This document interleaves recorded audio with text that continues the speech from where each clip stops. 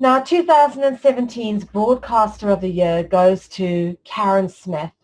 And I feel probably the most confident in giving this broadcaster this particular acknowledgement because I work with Karin on a one-on-one basis quite regularly. And she's probably the broadcaster we have that I have the most contact with because, as a creative director of a network, if I'm going to work with anyone, I want to work with the very best. And I have the greatest pleasure of hosting, or I should say co-hosting, a show called Stop South African Genocide, which goes out on Tuesday evenings at 7 p.m. Greenwich Mean Time, just before Joe Lomax's show. And Karin Smith is truly one of the most amazing souls I have ever met. So genuine. She has a love for her country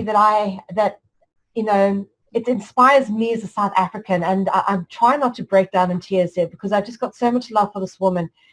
Karin, I know you probably tuned in and listening, and I just want to say thank you. Thank you for being you. It's not just the media you do on Conscious Consumer Network. It's the guests she finds, and all of them are amazing. Even the ones whom sometimes we're like, okay, not so sure on all the information, all of them add something to the mix. Interesting guests, but not only that, Karin actually does at other shows apart from broadcasting on Conscious Consumer Network, and then she's also behind the scenes bringing people together, getting people interviews and getting people exposure that she feels that their causes need to have international exposure. This woman really, really connects and networks behind the scenes and raises funds to help people who are trying to escape the terrorist state of South Africa. Some of the people who have managed to get out and get over to places like America, and that they have stuck for months on end trying to have their cases heard in court. And Karin's been fundamental at raising funds to not only get people over, but also to help people pay for lawyers, help people find homes. When hurricanes hit, her and her husband went and picked a bunch of South Africans up who had no way of claiming any form of compensation because they were still being processed into the system. And there is no end and no limit to this woman's heart. And I can't tell you how inspiring it is for me. And one of the most beautiful things is she says, I'm just a little granny from Texas. And if she only knew just how, when she says that, I just kind of go, and that's the beauty, is that is really how she views herself. But she speaks with such honesty, integrity, and passion and true love for South Africa, the love that I have. And it's the love that has inspired me in my decision to put my efforts and voice behind what is going on in South Africa. For many of you, I will go on to talk a little bit more about my work in a minute, but for those of you who know me, you know how much it bothers me and what is happening to my people in South Africa. And one of the things that I think has been fundamental about this year is that we've really, really reached coming together, being myself and Karin coming together, being two strong voices of this movement in favor of South Africa has been one of the best unions media has seen. We've been able to openly and honestly discuss without fear, without retribution, the truth about what has happened in South Africa, because most people have been brainwashed, like everything to do with mainstream media. They've been taught a false version of reality. And South Africa and the affairs of South Africa to the international community is no different. So we've been able to reach out and really draw on the information of some truly amazing people who also, they have that deep down need to put the record straight, to be honest and fair, and just really shine light into those dark places, because the history of the South African cause, and there's so many aspects to it, because we've presently got a genocide of a group of people that seems to have reignited in recent years, but it's something that has gone back so far in history, and there's a much deeper allegory to why all of this goes on. And truly, it has been blessed to explore that vast and complex history with someone else who is so much in the know and so much gets it, and also so balanced in your approach. You know, doing this work, we sometimes get labeled, oh, you're an apartheid apologist, oh, you're a racist. And we actually don't subscribe to any of those labels, and none of those things are actually true about us. And yet we're constantly having to battle these label ideologies that people have, and it really is out of sheer ignorance, because we only want to speak the truth. And it's not about color. I mean, people can be freaking purple and pink for all I care. You know, causing loss and harm to another individual is a totally different matter to what color your skin is. So always it's a difficult and complicated thing to try and tackle the race issue from a place of integrity. And we're never short of drawing the ire of people who, you know, see our white skins and automatically think, oh, you know, there's an agenda, there's a racism, or whatever the case may be. And I must just say, there are a fair amount of people out there who really are fanning the race hate agenda, and we're not part of that. We're really not part of that, but we are part of a growing collective of people who are now standing up and going, hang on, genocide is not okay. The murder of the farmers in South Africa is not okay. The stats are so incredibly high that it can't be ignored, other than for what it is, which is complete annihilation of the farmer population of South Africa. And we've seen this go on in other parts of Africa. We've seen this happen in Zimbabwe. And it's actually not just a farm murder thing. It's a general crime and poverty. It's a social climate thing that's going on in South Africa that need not be there because of the vast resources that exist in that country. There's no reason why every single child, man, woman, child, no one left behind should be without the resources, because they are available. The problem is the resources are just mismanaged. So I'm going to get off my pedestal about South Africa, because I think anyone who watches the show will kind of get a gist for just how adept Karin and I are in dealing with this information. We're well-traveled journey ladies of this independent media world, and both of us do a lot of research in our own time, and really have come to know the subject matter and feel passionately about getting the truth out there, in the hopes that people will recognize the plight of South Africa and recognize that it's an international thing. South Africa is a typifying example of what is ultimately unfolding through the rest of the world.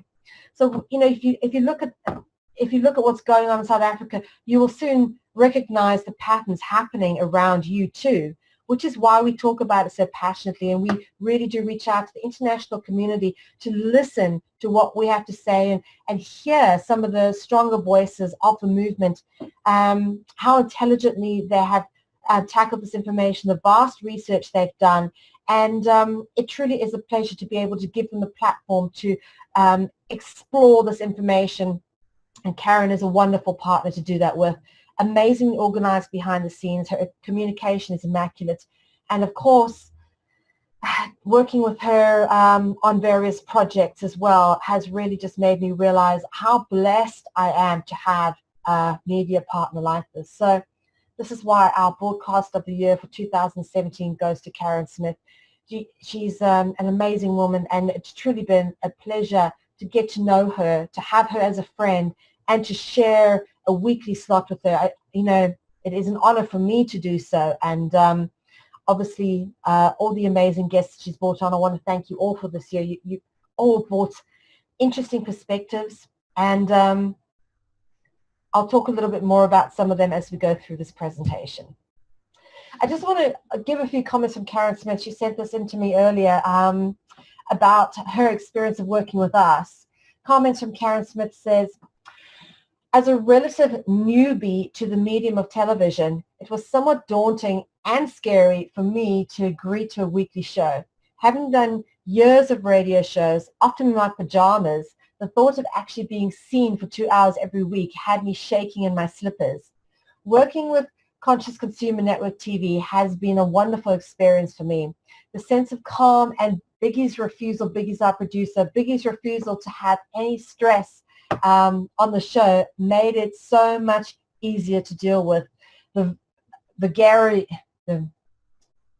not sure what that word means. The vulgarities of South African internet and guests that simply leave one with dead air. Believe me, sometimes they just don't show up.